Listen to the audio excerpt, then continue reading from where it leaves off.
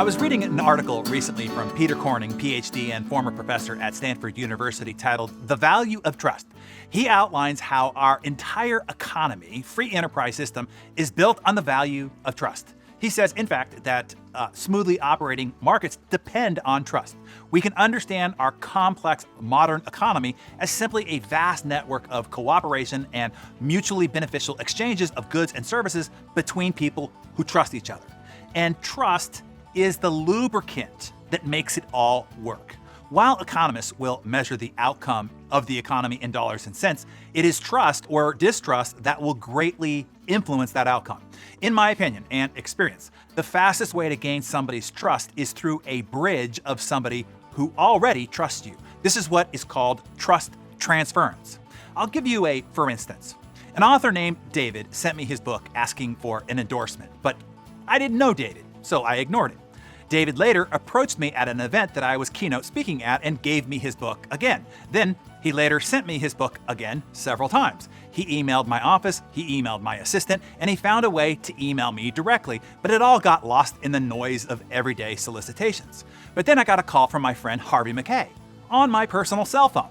Harvey asked if I knew David or if I had read his book. I replied with no, as I still didn't remember David, even though he had spammed me his book several times to this point. Harvey told me how much he liked David's book and asked if I would give it a quick read as a personal favor to him. As a favor to Harvey? Of course I would. He said he would overnight me a copy of the book to my home. It wasn't until later that I discovered that I already had 3 copies. So here's the key point. I trust Harvey and Harvey trusts David. So now I trust David. The trust bridge has been built and the trust transference has been made.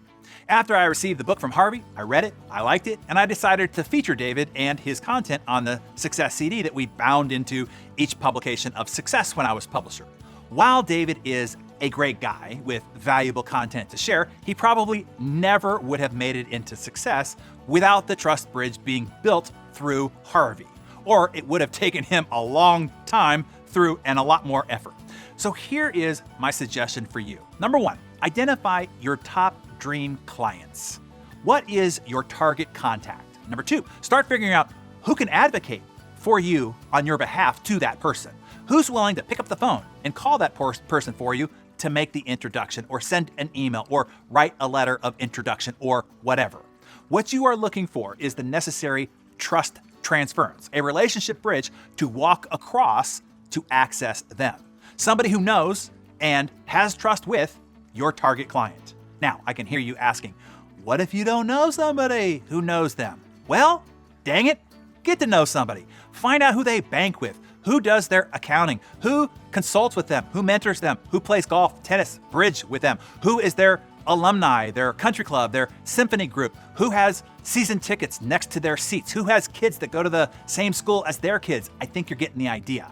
Figure out the 1 or 2 degree links that connect you, then go make friends with those links in between. Establish a relationship and build trust with them. Then when you have their trust and support, ask them to make the introduction for you to your target contact. Look, like it or not, this is how business is done. It is all done through a personally referred network of trust. How do you get a venture capitalist to invest in your business?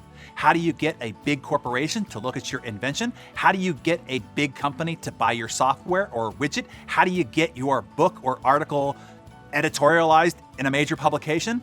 It isn't through cold calling or just mailing or emailing the published contact address. Of course, there are rare exceptions, but 99.9% of the time, it will only happen through a personal referral from somebody the key contact already trusts and respects.